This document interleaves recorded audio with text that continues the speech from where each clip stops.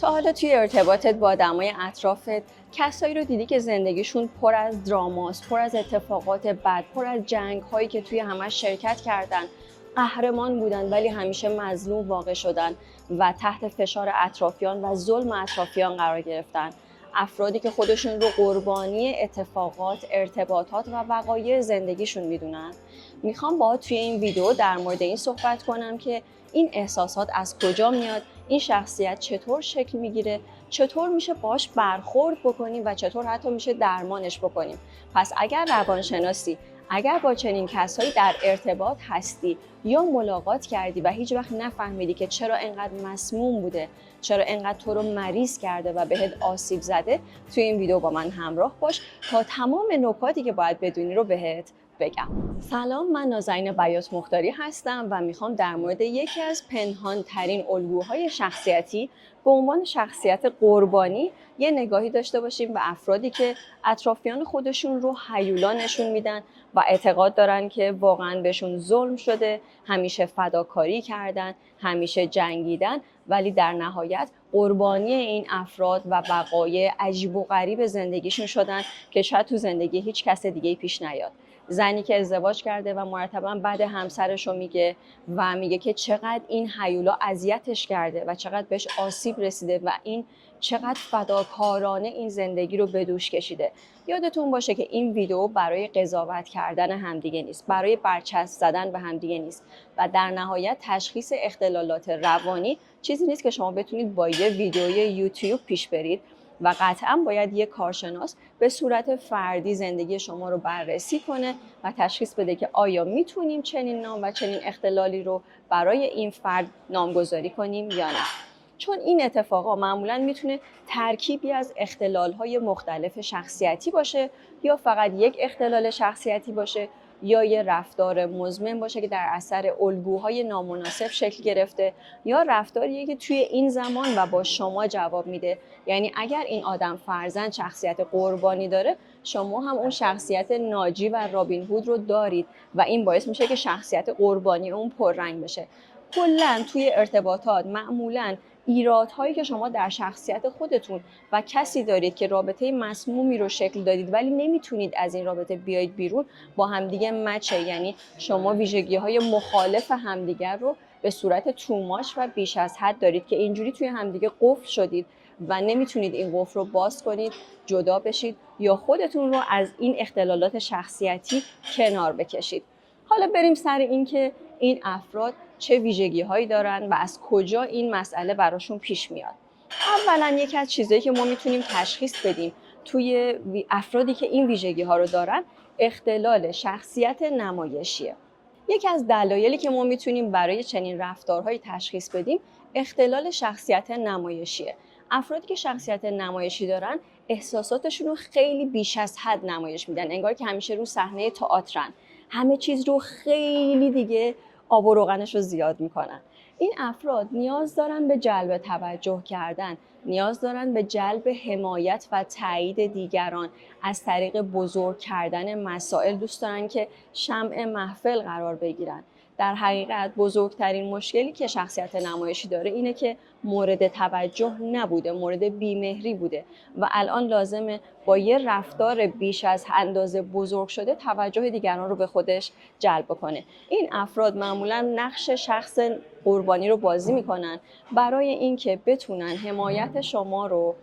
و عشق شما رو و عواطف شما رو به سمت خودشون جلب بکنن و در نتیجه شروع میکنن به درام آفرینی، یه نمایش هایی رو از زندگیشون به شما نمایش دادن، چیزهایی که حتی ممکنه گاهن دروغ باشه یا اگزاجره باشه، ولی نه اینکه بخوام به شما دروغ بگن، در بسیاری موارد حتی خودشون هم این دروغ ها رو باور میکنن. برای اینکه شخصیت نمایشی نیاز داره که احساس کنه که در یک نمایشی به اسم زندگیه و داره با مسائلی کلنجار میره به عنوان یه بازیگر و داستان زندگی رو داشته باشه که این داستان میخکوب کننده و جذاب باشه. یکی دیگه از اختلالاتی که ما میتونیم شک کنیم که این فرد داشته باشه، اختلال شخصیت مرزیه. افرادی که شخصیت مرزی دارن معمولا روابط پرتنش و ناپایداری دارن، حتی احساسات ناپایداری هم دارن. یه روزی خیلی بالا و خیلی آپ هستن، یه روزی خیلی پایین و داون هستن و این آدم‌ها معمولاً نمیتونن ثبات رفتاری داشته باشن. این آدم‌ها یه ترس بزرگ دارن و اون هم ترس از ترک شدن هست. همش مرتباً نگران این هستن که ترک بشن. پس با شخصیت قربانی نشون دادن به شما سعی میکنن که اون حس ترحم و دلرحمی شما رو به دست بیارن و یه جورایی مانع از این بشن که شما اونا رو ترک کنید، به خاطر اینکه وجدانتون اجازه نمیده که این فرد رو ترک بکنید. ولی با یه داستان‌های پرفراز و نشیب برای شما تعریف کردن یا حتی نگاه کردن به وقایع زندگی خودشون به صورت خیلی پرفراز و نشیب و داستاندار، در حقیقت اون هیجاناتی که نیاز دارن برای سوار شدن روی موج‌ها به عنوان یه شخصیت مرزی رو به دست میارن. در نتیجه این آدم‌ها همیشه باید یک زندگی سیاه و سفید داشته باشن، بالا و پایین داشته باشن، ظالم و مظلوم داشته باشن و مرتباً بین این نقش‌های شخصیتی جابجا میشن یا افراد رو در این نقش‌ها میذارن یا جابجاشون میکنن.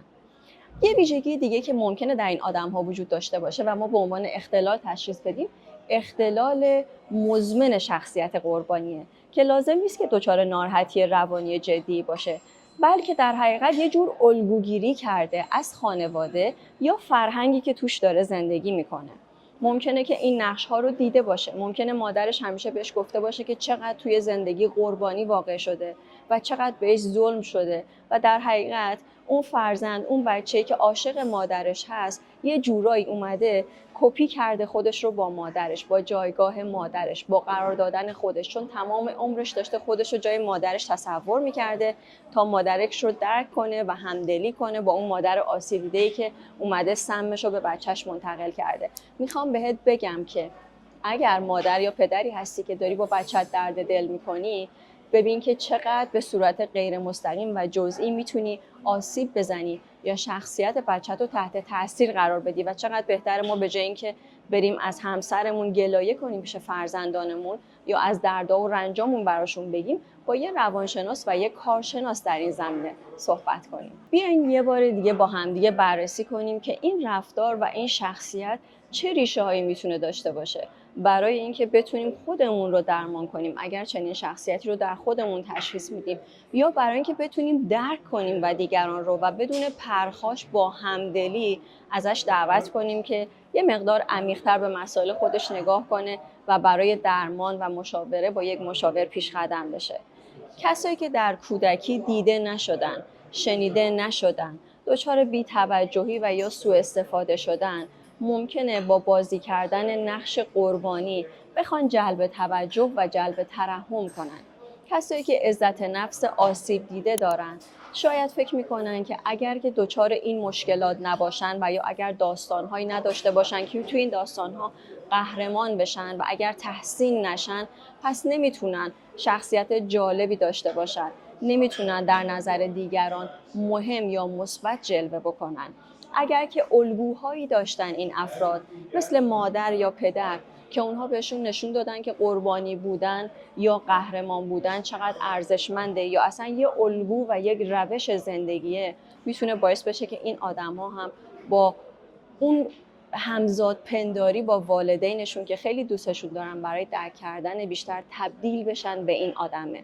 برای بعضیا رنج کشیدن و تحمل درد و مشکلات یک هویت شده و احساس میکنن که اگر این هویت رو ترک بکنن دیگه معنا و مفهومی ندارن، دیگه تعریفی ندارن، دیگه نمیتونن خودشون رو بشناسن، چون نمیتونن خودی داشته باشن جدا از این نحوه زندگی و این نگاه به خودشون و اطرافیانشون. پس محکم به این مسائل چسبیدن و رهاش نمیکنن. میخوام بهتون بگم که اگر میدونی که اینها رو داری ولی نمیتونی خودتو تغییر بدی، یا اگه داری تلاش میکنی یکی رو تغییر بدی تا این ویژگی‌ها رو رها کنه و هی داری اینا رو براش توضیح میدی ولی این آدم همچنان همونی که میبینی داره هست و ادامه میده، به این خاطره که کار درمان کاری نیست که با توضیح دادن و با درک اینکه چه شده اون فرد درمان بشه و این باز هم تاکید میکنم به عهده یه روانشناس و متخصصه. صحبت‌های من فقط میتونه یه مرهمی روی دلتون باشه، فقط میتونه جواب سوال‌های بیشمار شما باشه، میتونه حلتون بده برای اینکه بفهمین کی زمان درمانه، میتونین بفهمین که کی حق با شما بوده یا نبوده، یا احساسات مبهم خودتون رو تشخیص و نامگذاری کنید. و یادتون باشه که این افراد تظاهر نمی‌کنن و همه کسایی که دچار مشکل شدن میتونن قربانی وقایع باشن، ولی نقش قربانی رو بازی کردن یه چیز کاملا متفاوته و این افراد نیاز دارن که باور کنن که در این نقش هستن برای اینکه بتونن با وقایع زندگیشون و با ارتباطاتشون کنار بیان و بتونن خودشون رو باز تعریف بکنن. توی ویدیوهای دیگه با من همراه باشید در مورد ارتباط، در مورد شناخت آدم‌ها، در مورد رشد شخصی خودمون و در مورد آدم‌های عجیب غریبی که بهشون برمیخوریم ولی نمیدونیم جریان چیه یا الگوهای تکراری که بهش برمیخوریم باتون بیشتر صحبت میکنم. یادتون باشه که کانال منو سابسکرایب کنید که از مشاوره‌های رایگان من بتونید استفاده کنید. میتونید اینستاگرام من رو دنبال کنید به آدرس biasmuhtari_نازنین و نظراتتون رو حتما برای من بنویسید. موضوعاتی که دوست دارید در موردش ویدیو درست بکنم و برای من بنویسید که آیا با این افراد تا الان روبرو شدید یا نشدید، چه عکس‌العملی داشتید و چه تأثیری تو زندگیتون داشته. وقتتون خوش و براتون آرزوهای خوب و بهترین ها رو دارم.